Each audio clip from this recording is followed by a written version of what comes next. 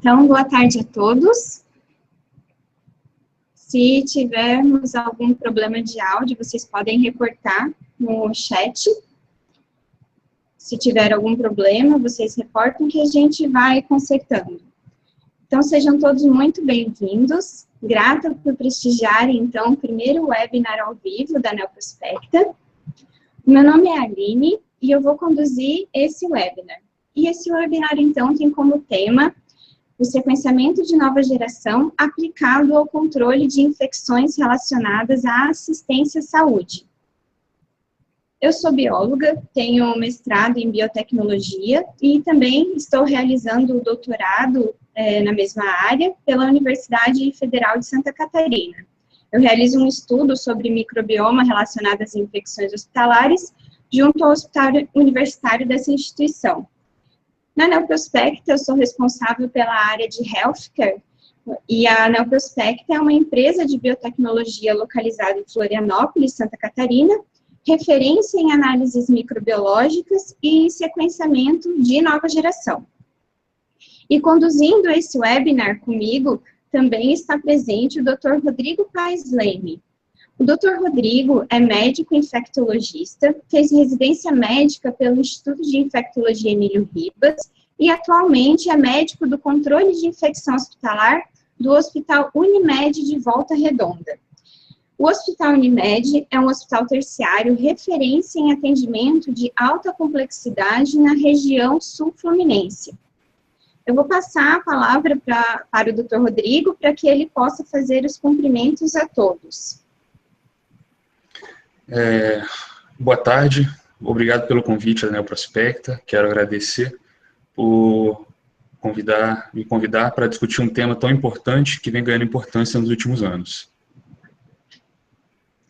Obrigada.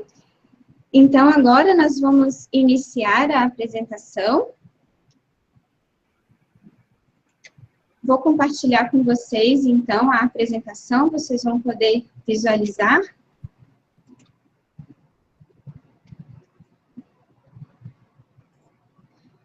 Então, inicialmente, nós vamos tratar, então, sobre a tecnologia que a Neoprospecta utiliza para análise microbiológica.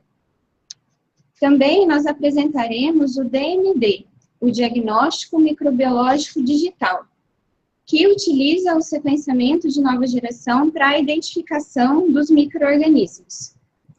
Eu vou apresentar também para vocês o NeoBiome, que é uma plataforma online que permite acessar os resultados desse diagnóstico microbiológico digital de forma muito facilitada. E nós focaremos nas aplicações do NeoBiome para a área da saúde. E, para isso, eu vou apresentar para vocês alguns cases de sucesso.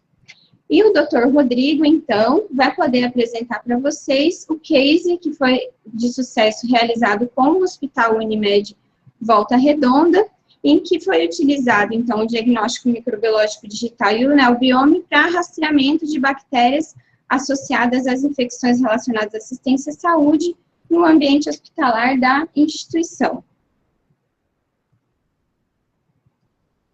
Então, iniciando, eu gostaria de trazer um pouco para vocês sobre o que motiva a Neoprospecta. Qual que é o nosso desafio? Então, hoje nós temos na literatura diversos dados disponíveis que estampam um grande desafio na área de microbiologia.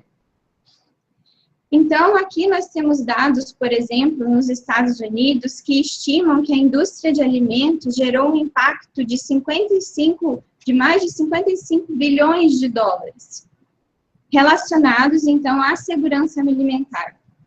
Diversos relatórios também reportam a importância da problemática da resistência microbiana aos antibióticos, que é uma realidade ao redor do mundo, e que vem aumentando ano após ano. E as instituições de saúde veem, então, essas resistências como um grande problema. Um relatório do Reino Unido estima que para o ano de 2050 haverá um drástico número no aumento de mortes, principalmente em continentes que têm dificuldades de fazer o controle de infecções. E esse número de mortes ele vai ultrapassar as mortes causadas, por exemplo, por câncer, diabetes e até mesmo acidente de carro. E toda essa problemática ocorre num mundo altamente conectado, ou seja, a disseminação desses micro-organismos ocorre de forma muito facilitada. E diante desse quadro, quais são as ferramentas que têm sido utilizadas rotineiramente? Os desafios aumentam, os problemas estão cada vez mais complexos, porém, a microbiologia ainda utiliza na sua rotina ferramentas que datam dos primórdios da sua existência. Observando, então, esse quadro, a Neoprospecta se colocou à frente desse grande desafio e, na nossa visão, a microbiologia, então, necessita que o sequenciamento de nova geração, também conhecido como sequenciamento de alto desempenho, possa ser utilizado na rotina laboratorial, em análises em larga escala, para que possamos ter, então, os resultados mais acessíveis e mais confiáveis sobre essa microbiota.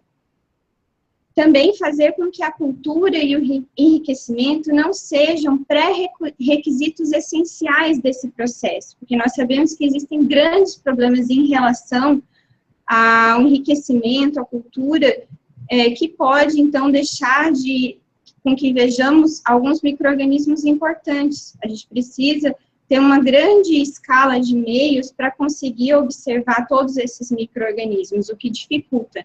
Então, não ter que passar pela cultura seria um grande avanço.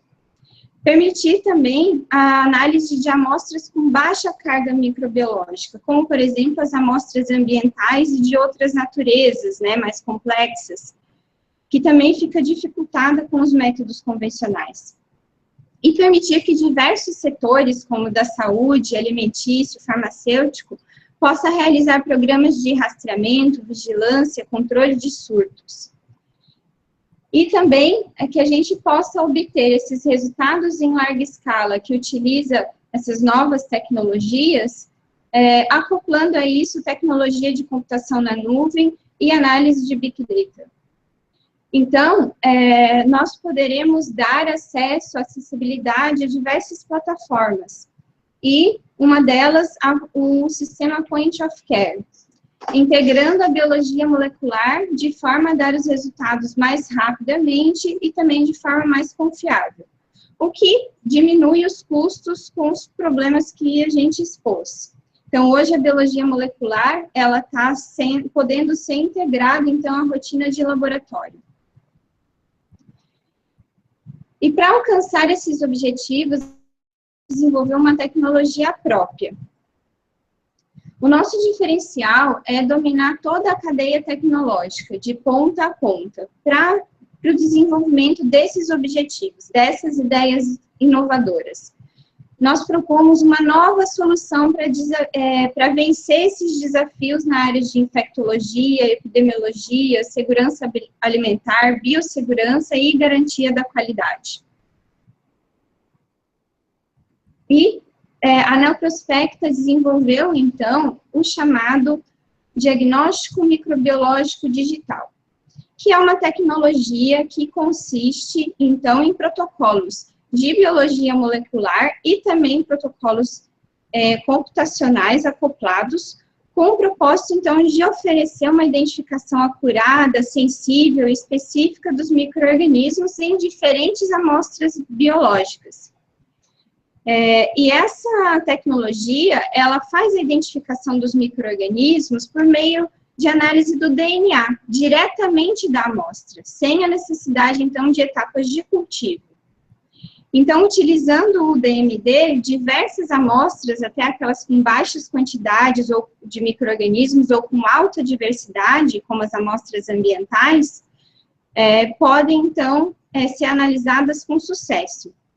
Algo que é novo e impossível de ser alcançado com as técnicas convencionais de microbiologia. E comparando um pouco o que a gente consegue utilizando microbiologia clássica e o DMD, a gente chega, então, a alguns pontos principais.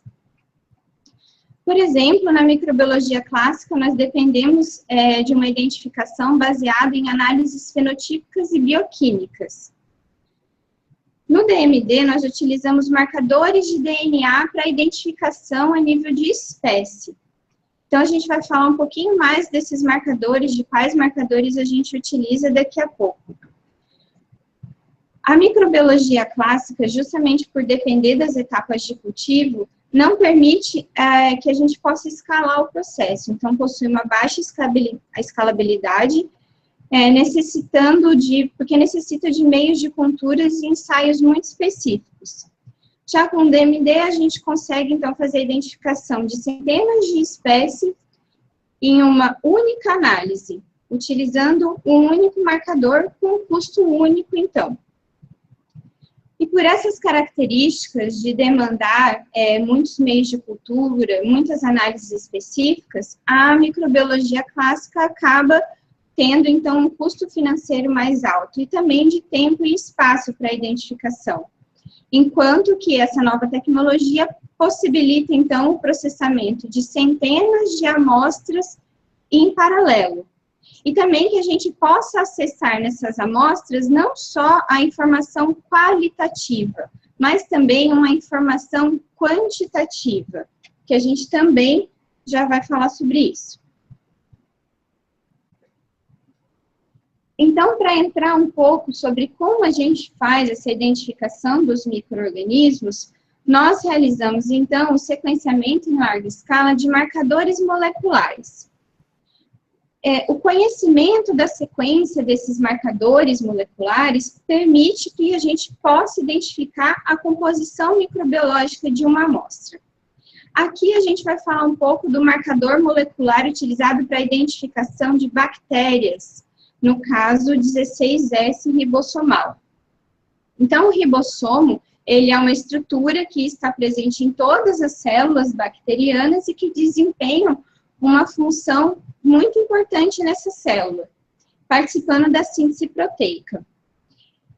Esse ribossomo, ele possui duas subunidades, e que, quando acopladas, permitem que o ribossomo desempenhe a sua função, lendo um RNA mensageiro, que foi transcrito de um DNA, e traduzindo esse RNA mensageiro, com a ajuda de RNAs transportadores, em uma cadeia polipeptídica que forma a proteína. E justamente por essa função vital e primordial para a célula, é que essa estrutura é uma estrutura altamente conservada nas espécies. E isso torna essas regiões ótimos alvos, como marcadores moleculares. Então, para a identificação das espécies de bactérias, nós utilizamos, então, o 16S, que está presente, então, nessa subunidade menor do ribossomo. Nós utilizamos a informação contida nessa região para a identificação, então, das bactérias. Nós também utilizamos essas regiões, né, desse marcador 16S ribossomal, ela tem regiões tanto hipervariadas como conservadas. Essas regiões hipervariáveis aqui, mostradas no gráfico como V1, V2, V3, V4 e assim por diante, permitem, então, que a gente possa identificar essas espécies num nível até de espécie, conhecendo, então, a sua sequência. Então, essas regiões que nós vemos no 16S ribossomal, elas são utilizadas para identificação, e na Neoprospecta a gente utiliza principalmente aqui a região V3, V4, que foram escolhidas após um intenso desenvolvimento. Outro marcador também que a gente utiliza é o marcador ITS. Esse marcador, ele é utilizado para a identificação de fungos. Esse marcador, ele é um espaçador, na verdade, numa região gênica, ribossomal também, e é uma região, então, que é muito utilizada para a identificação, porque ele também tem as características de ser uma região conservada, mas com variações que permitem, então, chegar até nível de espécie. E esses marcadores, eles são escolhidos não só por essas características, mas também pela quantidade de informações já disponibilizadas sobre eles, que permitem trabalhar com bancos de dados mais robustos, mais acurados para a comparação dessas sequências. Então, entrando um pouco na plataforma de análises da Neoprospecta, o que nós fazemos é oferecer uma opção de coleta que pode ser realizada tanto pela Neoprospecta como pela própria instituição. E depois, então, essa análise será feita nos laboratórios da Neoprospecta e os resultados serão disponibilizados online pelo Neobiome, permitindo, então, que a instituição faça o gerenciamento de problemas, iniciativas educativas e treinamentos com as equipes, estratégias de gamificação, suporte também a áreas importantes da instituição.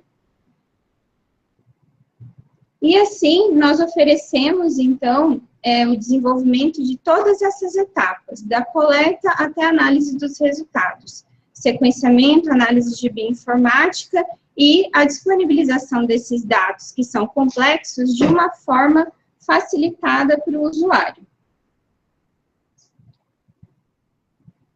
As amostras são coletadas principalmente por meio de SWAB, um SWAB seco, simples, que ao chegar no laboratório, então, esse SWAB passa por uma extração de DNA direta, sem etapa de cultivo. Depois, esse DNA passa por uma manipulação para que a gente possa acessar, então, essas regiões desses marcadores de DNA. Esses marcadores, então, são depois sequenciados, realizados, então, análises de bioinformática, comparação com o nosso banco de dados acurado, que é disponibilizado depois no Neobiome, que é um software analítico que permite uma visualização muito facilitada dos resultados. E para todas essas etapas, nós temos, então, softwares que foram desenvolvidos pela Neoprospecta, que gerenciam desde a parte laboratorial até os resultados. Então, falando um pouco sobre algumas aplicações, temos aplicações do DMD em diversas áreas. Aqui a gente está focando para a área da saúde. Então, na área da saúde, nós utilizamos o DMD para controle de infecções, para validação de processos de higienização e desinfecção, na orientação de melhoria de processos, no rastreamento também da resistência aos antimicrobianos, apesar de hoje a gente estar focando em identificação nesse webinar, a gente também faz a detecção dos genes de resistência. Para o treinamento dessas equipes, também realizamos o microbioma, por exemplo, de trato gastrointestinal, e também estamos expandindo, além de algumas outras aplicações que estão em desenvolvimento, como, por exemplo, a entrada também no campo do diagnóstico clínico. Então, na área da saúde, as principais aplicações são na melhoria de processos, no conhecimento do microbiota dessa infraestrutura do hospital, por exemplo, de equipamentos, e também dos profissionais da saúde. E esses resultados depois são, então, disponibilizados no Neobiome. Então, a gente pode realizar, né, essa pesquisa, tanto sob demanda, por exemplo, num caso de surto, né, em que o hospital está passando por uma situação, por exemplo, mais crítica, e nós podemos atender essa demanda, como também nas análises que podem ser feitas para vigilância, que são análises que, por exemplo, podem ser realizadas mensalmente. Independente da aplicação, nós vamos utilizar, então, a coleta baseada num SWAB seco, né? Que pode ser coletado, então, de diversas unidades do hospital. Então, esse SWAB seco, depois que chega nos laboratórios da Neoprospecta, ele, então, passa por uma etapa de extração de DNA, que a gente vai, então, acessar todo o material genético dos micro-organismos presente nessa amostra, utilizando os protocolos próprios da Neoprospecta. E depois dessa análise, dessa extração do DNA, nós vamos, então, realizar uma etapa de amplificação daqueles marcadores específicos, e para isso a gente utiliza técnicas bem conhecidas na biologia molecular, como a técnica de reação em cadeia da polimerase, ou PCR, com iniciadores específicos que permitem, então, a gente acessar esses marcadores de DNA. E depois essas sequências, então, podem ser comparadas por bioinformática, elas são sequenciadas e podem ser comparadas para que a gente possa analisar, então, as variações dessas sequências. E depois, com essa análise, nós, então, podemos fazer a classificação para compor a comunidade de micro-organismo daquela amostra. Mas como obter esses resultados tão complexos do sequenciamento dentro da minha realidade, né? Para visualizar os resultados, então, nós utilizamos o NeoBiome, uma plataforma analítica integrada ao DMD, ao Diagnóstico Microbiológico Digital, que permite analisar, então, as espécies identificadas numa ampla gama de amostras, e a gente consegue, então, fornecer um perfil microbiológico, que permite que os profissionais possam identificar os padrões de contaminação. E possui algumas ferramentas que permite, então, que a gente possa ver uma visualização tanto qualitativa quanto quantitativa dos resultados, permitindo que os profissionais possam também ter acesso a informações como dispersão de um micro-organismo. Então, na plataforma do NeoBiome, a gente vai poder observar nessas barras cada amostra que foi coletada. Então, cada barra vertical representa uma amostra que foi analisada. Cada cor representa um tipo de micro-organismo que foi identificado naquela amostra em particular. Então, quando a gente observa o gráfico, fica muito simples de identificar, então, todos os micro-organismos contidos naquelas amostras. Porque, passando o mouse, por exemplo, em cima, nós temos a informação de que bactérias são identificadas, do número de sequências identificado, e também nós temos alguns filtros, como, por exemplo, o filtro de infecções relacionadas à assistência à saúde, que separa somente os micro-organismos que são mais importantes nessas infecções. Também temos a opção de uma visualização quantitativa, né? Ou seja, a amostra que naquela análise apresentou a maior quantidade dessas sequências, desses marcadores, ela vai ser plotada no gráfico como 100%. E todas as demais amostras vão estar representadas de forma relativa a essa amostra. Então, fica muito simples, muito fácil de identificar, então, esse aspecto quantitativo, como que fica essa contaminação no aspecto quantitativo. Além disso, também, nós temos a ferramenta do perfil genético.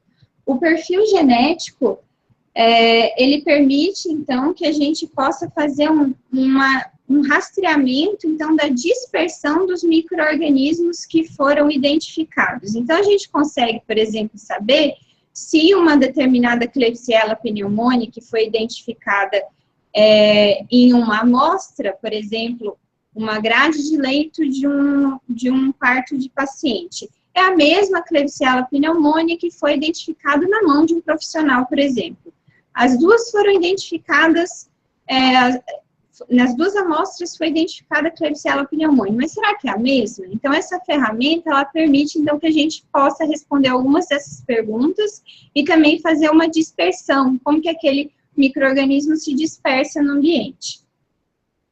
E também temos o NeoMap. O NeoMap é uma ferramenta que a instituição pode, então, ter a sua planta baixa plotada, e nessa planta baixa temos os pontos de coleta e os resultados. Então, existe um mapa de calor, onde as maiores contaminações microbiológicas podem ser vistas como um círculo vermelho maior, né? Então, fica muito simples dos profissionais observarem quais são as áreas mais críticas de contaminação. E essa é uma ferramenta muito educativa. Então, para apresentar para vocês algumas aplicações, eu vou apresentar alguns pequenos cases.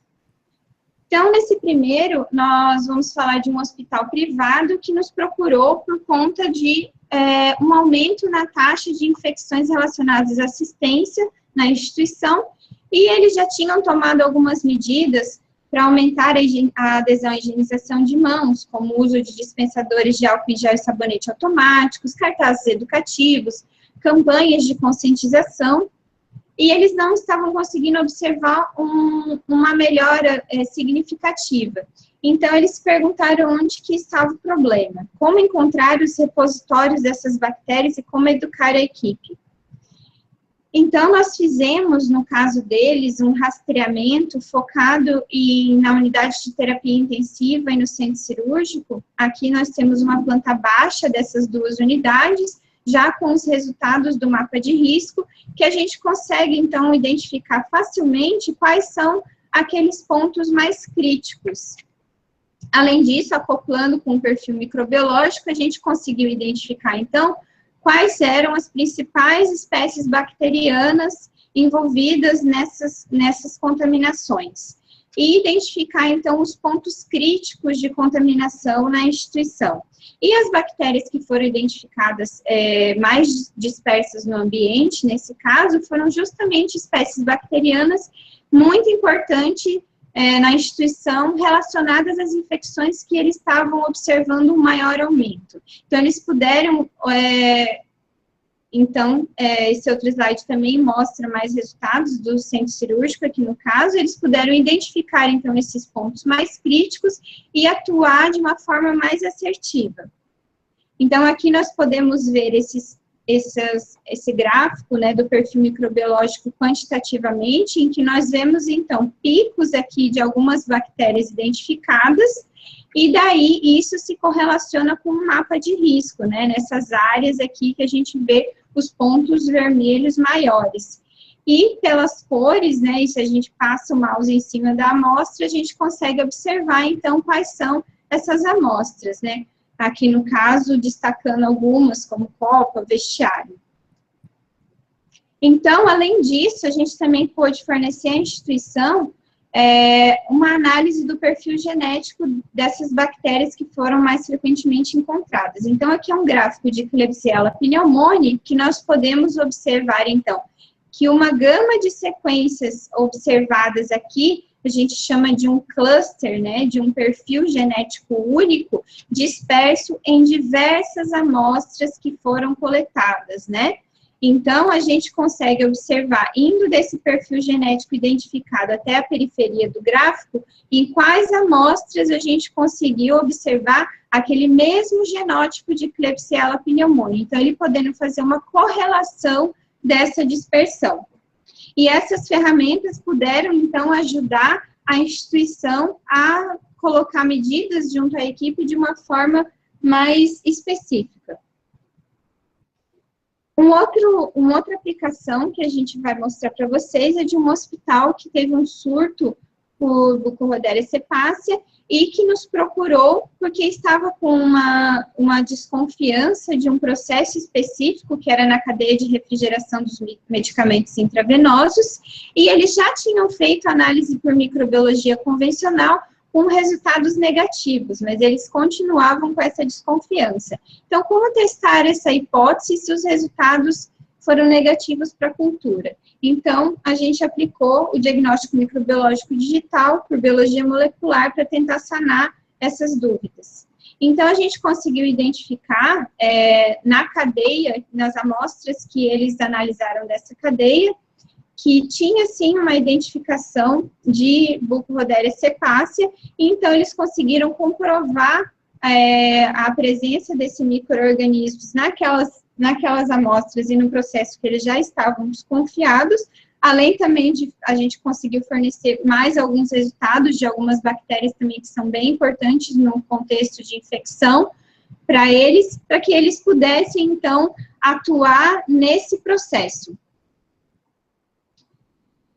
Outro case que eu vou mostrar para vocês, que também é bem importante, que a gente recebe muito, é sobre surtos. Então, é um hospital de referência na área de oftalmologia, que teve, então, um surto relacionado a 2 dias específicos de cirurgia. E o hospital acabou sofrendo, então, uma interdição de centro cirúrgico. Então, como que a gente poderia identificar esses repositórios latentes, como auxiliar a instituição nesse problema? Então, aqui a gente pode mostrar para eles, então, daquela bactéria em específico que eles tinham identificado por microbiologia convencional nos pacientes, onde estavam os repositórios latentes, e daí eles puderam atuar na instituição. E também nós realizamos esse perfil genético, então, para mostrar para eles como que estava a dispersão dessa Pseudomonas aeruginosa no ambiente. Além disso, nós acoplamos uma análise das amostras também desses pacientes. E algo interessante que nós encontramos foi que a infecção primária ocorria por Pseudomonas aeruginosa, e quando nós fizemos a pesquisa, nós encontramos, então, Staphylococcus epidermidis com gene de resistência positivo, MAC-A. Então, se tratando, então, de uma infecção resistente, porque esses pacientes realmente não estavam apresentando remissão. Então, a gente conseguiu acoplar tanto o diagnóstico para o ambiente, como também dar algum direcionamento para a instituição em relação aos pacientes. E aí, nós continuamos trabalhando com essa instituição para poder mostrar para eles, dentro da realidade do centro cirúrgico deles, onde eles estavam com os maiores problemas em relação aos micro-organismos. O último case que eu vou trazer para vocês é sobre validação de processos de higienização e desinfecção. Então, um hospital privado também gostaria de implementar uma nova abordagem para desinfecção dos leitos, para higienização e desinfecção, para preparo desses leitos para receber os pacientes num menor tempo. E uma empresa, então, ofereceu uma nova forma, um novo produto, uma nova forma de aplicação desse produto que iria atender a essa necessidade. Porém, foram feitos alguns testes com um swab de ATP e os resultados não foram muito conclusivos. E a solução foi, então, utilizar a técnica do DMD. Então, aqui nós podemos visualizar um resultado que nós temos, então, os quartos de internação que foram pesquisadas, as diversas amostras, na pré-higienização e depois da higienização. Então, nós conseguimos observar, vendo vários quadros, que há uma drástica diminuição, então, da carga microbiológica depois dessas etapas de higienização, que a gente está vendo resultados para bactérias gram-negativas. O que permite, então, que a instituição possa visualizar que o processo funcionou. Para gram-positivos, por exemplo, a gente também pode mostrar que algumas dificuldades foram enfrentadas, né, que o processo já não era tão eficiente assim como para os gram-negativos. Então, a gente consegue fornecer informações também como, talvez a gente tenha que aumentar o tempo de exposição do produto, talvez tenha que mudar algum processo. Então, esses são alguns cases que eu gostaria de mostrar para vocês. Obrigada pela atenção. Eu vou passar a palavra agora, então, para o Dr. Rodrigo, que vai poder, então, apresentar para vocês o case de sucesso, então, do Hospital Unimed de Volta Redonda e contar um pouco da experiência dele com a utilização do DMD e do Neobiome.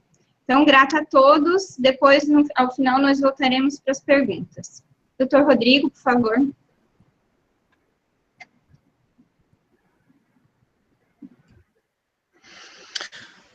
Bom, como falou a Aline, de uma forma brilhante sobre a Neoprospecto, o trabalho importante que eles vêm desenvolvendo, eu venho falar sobre a nossa experiência aqui no Hospital Unimed, que foi esse ano, né, esse trabalho que fizemos com eles. Mas antes eu queria citar um pouco a importância que vem adquirindo o ambiente como um culpado, vamos dizer assim, em relação às infecções hospitalares por bactérias multiresistentes. Tá? Esse é um debate contínuo, e temos poucas evidências hoje sobre qual é o papel do ambiente na transmissão de IRAS. Isso é muito pouco entendido ainda. A gente sabe que bactérias multiresistentes, gram-negativos, não fermentadores, gram-positivos, por exemplo, MARSA, e o VRE, eles podem ficar no ambiente hospitalar até 46 meses, né, citando o último aqui. E ele se destaca aí nos trabalhos científicos, né, quando a gente olha os trabalhos relacionados a surtos, né. Então, esses trabalhos publicados sobre surtos hospitalares muitas vezes descrevem resultados positivos quando se pesquisa o ambiente. Mas de uma forma contínua, em situações endêmicas, por exemplo, ainda se entende pouco sobre o assunto. Então, cada vez mais, há intervenção no ambiente para reduzir IRAS, né? Em 2007, a Grã-Bretanha foi obrigada a rever a política de limpeza, justamente porque o controle de infecção não estava sendo adequado da forma clássica já realizada no país. Então, eles publicaram documentos revendo a política de limpeza e, coincidentemente, depois disso, alguns hospitais relataram diminuição de bacteremia, de casos de bacteremia hospitalar por MARSA. Bom, como eu falei, diversos trabalhos mostram a presença de bactéria multiresistente no ambiente. Eu cito esse trabalho do Baez, em 98, que mostrou que mesmo com a limpeza terminal dos quartos, você encontrava 16% das superfícies ainda com VRE, né? Tem um conceito importante também que eu queria falar, que é o Prior Room Occupancy Risk, que ele significa, ele é um índice que mede a capacidade, a probabilidade de um novo ocupante do quarto ser colonizado por uma bactéria considerada multiresistente pela instituição, a partir do momento que havia um paciente anteriormente internado, tá? Então, esse autor mostrou, o Dries, em 2008, um trabalho publicado em 2008, que o risco era 3 vezes maior onde havia pacientes com VRE. Isso foi demonstrado também para MARSA, para Clostridium difficile, tá? E afeta também outros pacientes. Obviamente que se a limpeza não for adequada nesses quartos, a transmissão ela vai acontecer inevitavelmente. Bom, e aí, onde entraria a biologia molecular? Né? A biologia molecular, ela tem vem ganhando um papel muito importante. Voltando aqui no último slide, esses trabalhos foram publicados utilizando microbiologia convencional, cultivo de micro-organismos, né? A gente imagina que se fosse feita uma biologia molecular, com PCR, sequenciamento do 16S e a quantificação dele, provavelmente os resultados seriam diferentes, né? Então, a metodologia hoje utilizada é o PCR, como eu falei, a quantificação e sequenciamento do 16S. Esse autor já falou sobre biologia molecular e identificação de clones associado a surto hospitalar, se sobrepondo à microbiologia convencional e também fazendo uma previsão de que a biologia molecular será utilizada na rotina em breve. Eu cito um caso, até citado pela Aline também, um surto num hospital privado aqui do Brasil, um trabalho brasileiro, que fala sobre infecção primária de corrente sanguínea por Bucodéria cepacia. Pelo estudo de caso controle foram identificados 2 fatores de risco, tá, implicados aí no surto, que é o uso de catéter venoso central e do cisatracuro, uma medicação anestésica. E o problema identificado na visita nos setores, na auditoria dos setores, era com a rede de frios. Foi feita a cultura e sequenciamento genético desses materiais, e somente no sequenciamento genético foi possível identificar a Bucodéria no cooler, no refrigerador da farmácia e em pacotes de gelo utilizados no hospital. As culturas foram todas negativas. Ainda tem trabalhos escritos, como esse publicado em congresso pela equipe do Hospital das Clínicas, a presença de Pseudomonas e Klebsiella em áreas tocadas pelos profissionais de saúde, a Cinetobacter baumannii em áreas frequentadas pelos pacientes.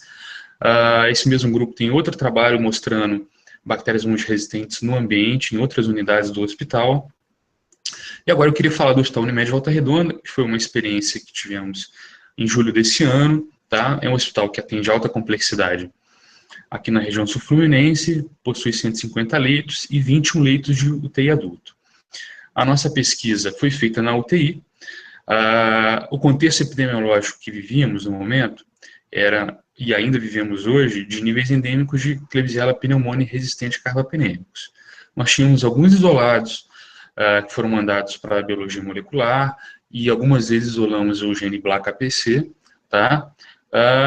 E acreditamos que o mecanismo de resistência, pela capacidade de ficar no hospital, né, da transmissão de Klebsiella, realmente é Klebsiella com gene BLAC-APC, ok? E o maior número de infecções do hospital é de infecção urinária, tá? Além disso, a gente vivia um contexto de um surto por Stenotrofomonas maltophilia desde 2015, tá? E o que preocupava muito é porque a gente havia reduzido as infecções primárias de corrente sanguínea por bactéria resistente, após uma implementação de uma diluição de medicamentos na nossa farmácia, com diminuição consequente do consumo de antimicrobianos de amplo espectro, como a polimixina, a tiaciclina, e apareceram casos de infecção primária de corrente sanguínea por Stenotrofomonas. Então, isso preocupava a gente, não sabíamos o que estava acontecendo. Então, no dia 11 de julho, nós coletamos 162 amostras do ambiente hospitalar, tá? Do CTI, de leitos da UTI, salas de apoio, vestimentas de profissionais de saúde, telefones celulares também, para delinear o perfil microbiológico dos pontos críticos e buscar a presença de Stenotrofomonas em materiais suspeitos de acordo com a nossa pesquisa. As principais bactérias encontradas associadas a IRAS na nossa instituição foram a Acinetobacter baumannii, Stenotrofomonas maltophilia e Klebsiella pneumoniae. Vocês veem na coluna da direita o número de sequências do 16S detectada. O Acinetobacter baumannii foi identificado num leito 10 do CTI, tá? Era um paciente transferido de outra instituição, num dia anterior à pesquisa, 2 dias anteriores à pesquisa, perdão. Ele era sabidamente colonizado por Acinetobacter baumannii, um Acinetobacter baumannii sensível carbapenêmico, identificado pelo Vitek2.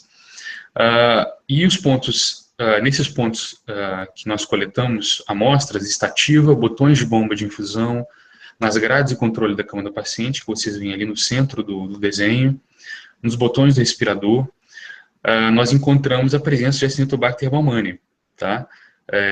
É uma bactéria que tem um potencial de causar surtos muito grande e que não havíamos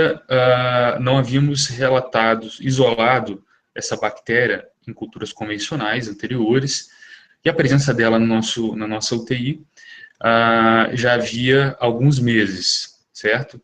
Então, provavelmente houve uma disseminação a partir da internação desse paciente nesse leito da UTI. Além disso, encontramos Acinetobacter em outros pontos, tá? Como dispensador de álcool em gel da área de preparo de medicamentos. Outros dispensadores de álcool, foi feito um pool de coleta na nossa UTI, e nesses pontos nós pesquisamos a oxacilinase 23, tá? Além disso, encontramos Acinetobacter baumannii no teclado dos computadores do posto de serviço e do quarto dos médicos. Além de Acinetobacter baumannii, o Acinetobacter calcoacéticos foi encontrado em dispensadores de álcool, nas vestimentas de um profissional de saúde, no vestiário dos funcionários e no teclado do computador do quarto dos médicos, assim como o baumannii. No leito 11 da UTI, adjacente ao leito 10, portanto, nós tínhamos uma paciente internada há 80 dias já, era uma paciente crônica, e já estava sabidamente colonizada por Klebsiella resistente a carbapenêmicos, não sabíamos o mecanismo de resistência nesse momento, tá? E nós optamos por coletar os pontos no ambiente do paciente, Os pontos foram botões da bomba de infusão, nas grades, o controle da cama do paciente, a cortina, que foram positivos, tá, para Klebsiella.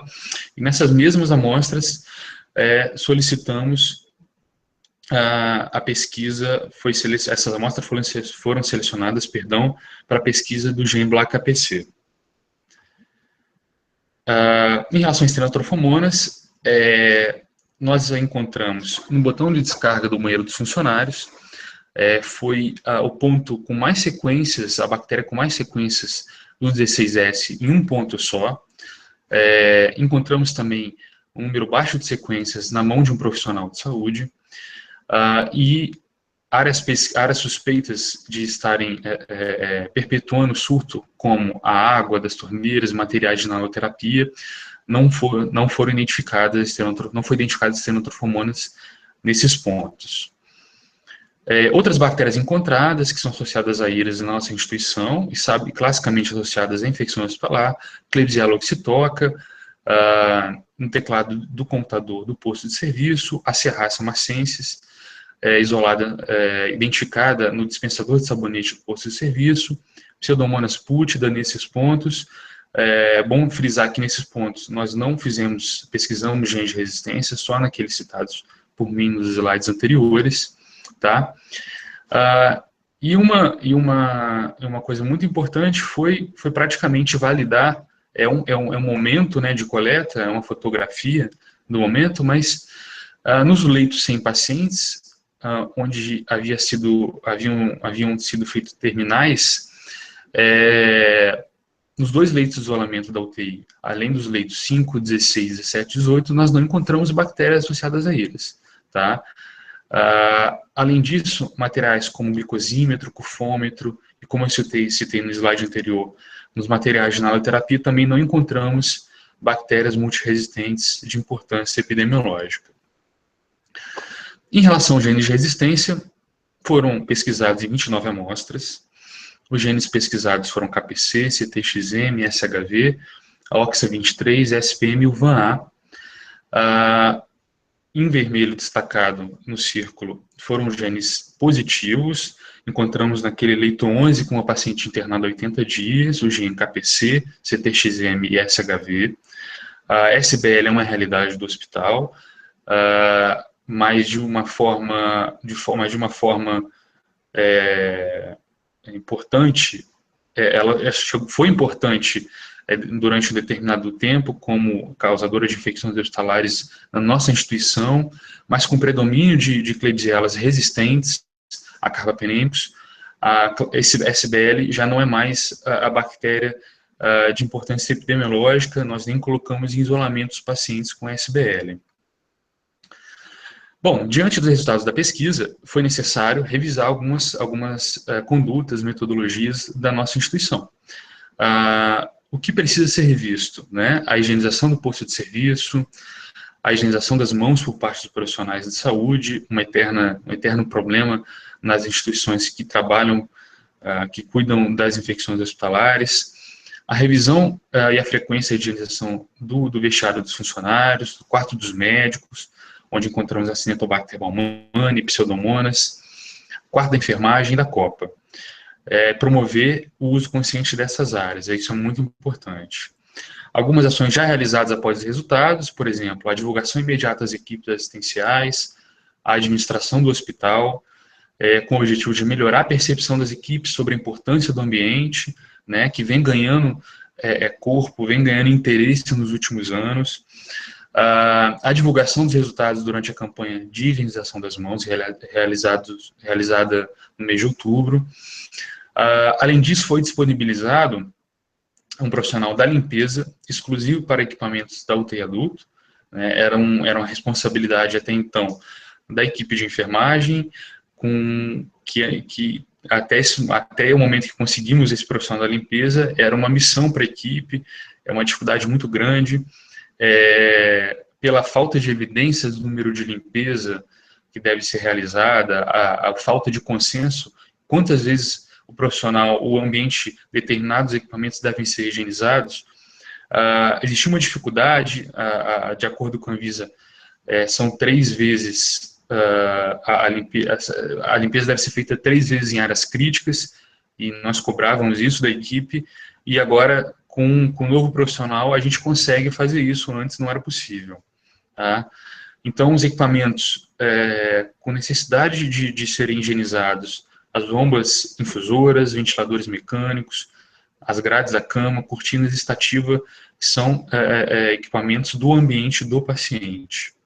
Esse aqui é um exemplo de um cartaz de campanha de higienização das mãos, elaborado pela equipe de marketing do hospital, junto com a CCH, durante a campanha. Nós citamos pontos em que as bactérias multiresistentes estão presentes, né, sem citar as bactérias, foi uma divulgação interna. A gente tomou esse cuidado de não divulgar detalhes, né. Então, e além disso, além da divulgação em cartaz, né, em folhetos, a pesquisa foi divulgada boca a boca também, e a CCH aberta para discussão dos resultados. Além disso, outras ações realizadas foi a manutenção da limpeza terminal hoje realizada, a qualidade da limpeza. Nós vimos que dos leitos 100 pacientes e que foram submetidos à limpeza terminal, não houve crescimento de bactérias multiresistentes, tá? E, além disso, tivemos a percepção, o fato, né, de que as bactérias se disseminam mesmo.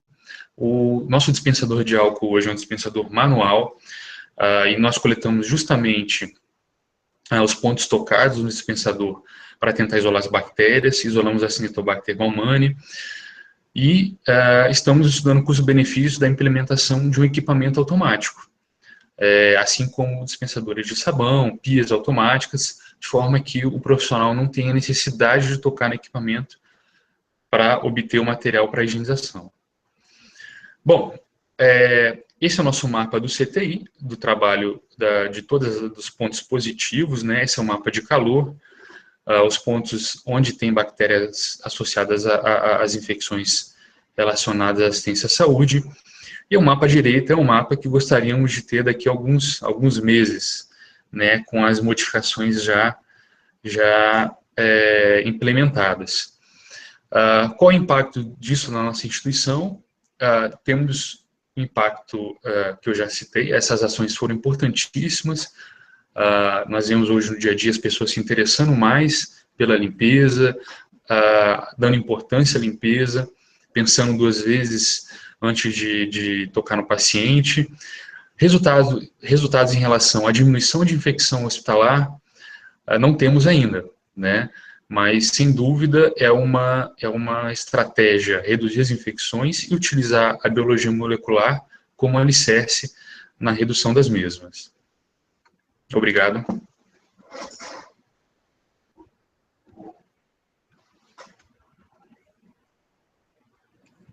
Obrigada, doutor Rodrigo, pela brilhante explicação, por poder compartilhar com a gente com tanta generosidade o caso do Hospital Unimed Volta Redonda. Bom, nós vamos passar agora para um momento, então, de perguntas. Então, as perguntas que foram enviadas pelo chat vão poder ser respondidas agora, vocês podem direcionar. Caso a gente não consiga responder a todas as perguntas, vocês podem também enviar o contato de e-mail, que a gente pode, então, retornar posteriormente essas perguntas, essas respostas para essas perguntas por e-mail também, se a gente não conseguir responder tudo nesse momento. Então, agora, para começar, nós temos 2 perguntas. Vou direcionar a primeira pergunta para o Dr. Rodrigo. A pergunta de quem é a responsabilidade da limpeza das áreas comuns de convivência do hospital, se não tivermos pessoal terceirizado para isso? Como garantir uma higienização eficiente? Geralmente, os hospitais têm uma equipe própria. Se não tiver a possibilidade de adquirir uma equipe terceirizada, a própria equipe, a própria hospital deve contratar uma equipe de limpeza, ok? em relação à garantia de uma higienização eficiente, isso depende assim, como eu falei na apresentação, isso é uma área uma área de muita controvérsia. A gente não sabe quantas vezes é necessário limpar áreas críticas, não críticas. A biologia molecular vem mostrando coisas surpreendentes em relação a isso. Áreas não críticas com bactérias multiresistentes. Então, hoje, como garantir uma higienização eficiente? Você só vai saber isso de forma, talvez, quando nós fizermos a biologia molecular na rotina, né? Hoje nós fazemos ATP, outras metodologias de avaliação da eficácia da limpeza, mas isso não tem como ser garantido. Okay. Graças, doutor Rodrigo. Eu vou ler mais uma pergunta que foi enviada. É uma pergunta bem ampla. É possível chegar a 0 casos de infecção relacionada à assistência após um surto por bactérias resistentes? Quanto tempo leva para reverter esses casos? Bem, eu vou responder uma parte, depois se o Dr. Rodrigo também quiser complementar, mas nós sabemos que nas instituições brasileiras, nós temos um grau, né, de um perfil endêmico, né, de algumas bactérias, e muitas vezes esse nível endêmico, ele é aceito por muitas instituições, né, e eu vejo que esse que é o ponto, né, que a gente precisa discutir melhor. Existe um nível aceitável de infecção? Né? Eu particularmente acredito que não existe um nível aceitável de infecção, né, que o trabalho da instituição deve ir, né, ao encontro de que é necessário, então, diminuir essas infecções. E o objetivo deve ser chegar, assim, ao nível 0, né? A gente sabe que é uma realidade muito difícil para as instituições de saúde, mas eu vejo que a mudança de mentalidade está justamente em não aceitar, né, em não existir esse nível de infecção hospitalar que é aceitável, né, que a gente sempre pode melhorar os processos, que a gente sempre pode fazer alguma coisa para diminuir, para mitigar essas infecções, né. Então, essa é uma pergunta muito complexa, né, isso depende do que a instituição vive, dos recursos financeiros, da entrada que existe com os profissionais de saúde, mas nós temos um caso, né, daí um hospital, né, que tinha já um nível de infecção que não era muito alto, mas que passou por um surto, e que a gente fez um trabalho continuado com esse hospital, e que eles conseguiram, daí estão até agora no momento, sem relatos de infecção por aquele surto que a gente fez a pesquisa e acompanhou, né? Então, a gente tem, sim, esses casos de sucesso que pode se utilizar, né, diversas ferramentas acopladas a ações muito importantes de educação relativas à equipe e aos processos, né, e que a gente pode mitigar esse número de infecções. Mas eu vejo que o grande ponto de mudança não existe um nível endêmico aceitável, né, que a gente precisa cada vez mais tentar diminuir, então, essas taxas com ações preventivas. Doutor Rodrigo, gostaria de complementar? Eu gostaria, é possível acabar, assim, com as infecções acontecendo durante o surto, né? O surto pode durar 6 meses, 8 meses, 10 meses, e se você não conseguir achar a fonte do surto, né, você precisa de estudos epidemiológicos para isso, né, relacionar os casos, enfim.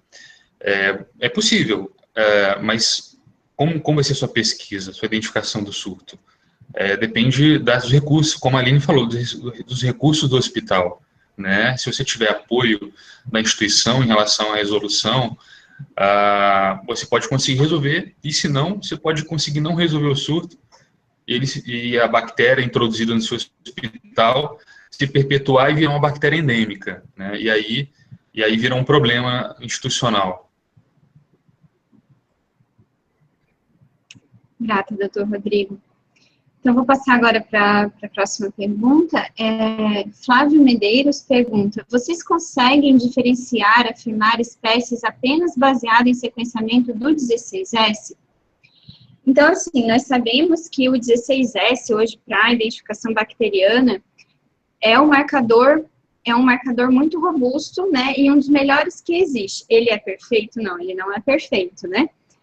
É muito difícil a gente ter acesso a técnicas perfeitas, né? Então, a gente tem a gente realiza uma série de desenvolvimentos na Prospecta, e para a gente estabelecer esse marcador, a gente, então, se garantiu, né, que as principais espécies, aquelas que são mais relacionadas às aplicações que a gente utiliza, que elas possam, sim, ser identificadas de uma forma específica e acurada. Então, nós temos também no pipeline alguns outros marcadores que nos ajudam também. Então, eu não falei deles hoje, mas um exemplo é o marcador RPOB, por exemplo, que ele também pode ser utilizado. Porque a gente sabe que o 16S é um marcador que não é uma cópia única, né? Ele tem múltiplas cópias. E isso, às vezes, traz algumas dificuldades, né? Além disso, também nós sabemos que existem espécies geneticamente relacionadas e filogeneticamente relacionadas que existe, sim, uma dificuldade a chegar ao nível de espécie, até mesmo por outras metodologias, né? Então, a gente vem trabalhando arduamente nisso, para que a gente possa, então, melhorar a identificação e utilizar também esses outros marcadores associados quando a gente sabe que existem algumas dificuldades, né?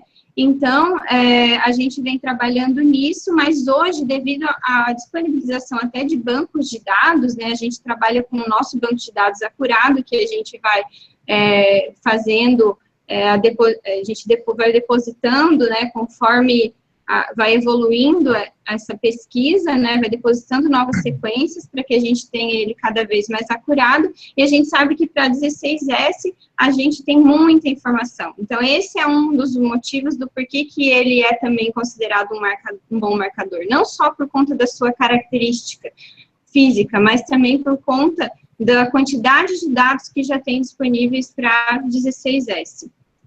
Outra pergunta que é associada a isso, sobre os primers, foram desenhados pela equipe de bioinformática ou realizada uma pesquisa bibliográfica. A gente sempre acopla as duas coisas, né? E também os genes de resistência, né? Os marcadores que a gente utiliza foram desenvolvidos pela equipe de pesquisa e desenvolvimento da Neoprospecta. Então, a gente tem um pipeline todo para desenho desses primers, né, e de testes que são realizados, então, para que esses primers entrem na rotina. Então, a gente utiliza dados próprios, né, e um pipeline para desenho desses marcadores. Mais uma pergunta. O manual do equipamento, Rani Alves, o manual do equipamento deve conter procedimentos de limpeza, porém, são pensados em não danificar os equipamentos, não necessariamente no risco de infecções, esses processos, né? Esses processos são eficientes? Doutor Rodrigo, gostaria de colocar? Os equipamentos de uso no ambiente, de uso no hospital, eles só são validados, possíveis de ser utilizados, se for possível higienizar, né? Até pouco tempo atrás, equipamentos, materiais não hospitalares de uso no hospital, eles eram permitidos, isso está cada vez mais restrito, né? Até porque uma das questões é a limpeza, o reprocessamento, né? Então, assim, normalmente é possível limpar, assim, os equipamentos são compatíveis com vários produtos de limpeza. Uhum. Ok. Vou passar, então, para mais uma pergunta.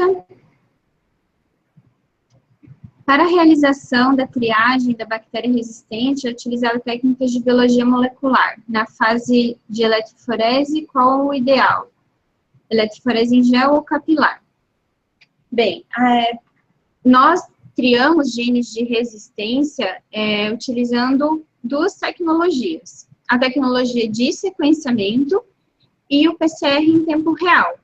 Então, para testes tipo point of care, né, quando se quer um resultado mais rápido, o ideal é que nós utilizemos, então, a tecnologia de PCR em tempo real, porque é uma tecnologia que dispensa, então, essa etapa de eletroforese e também dispensa alguns produtos que nós utilizamos nessa eletroforese que muitas vezes são tóxicos, né?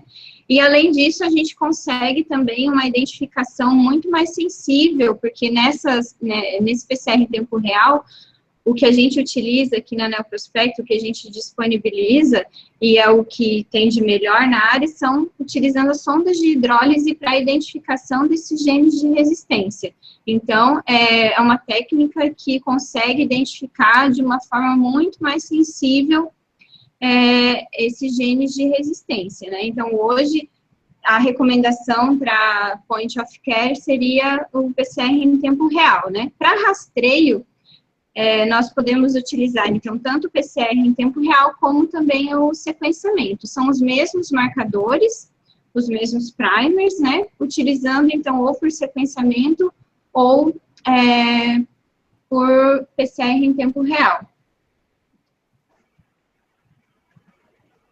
Então,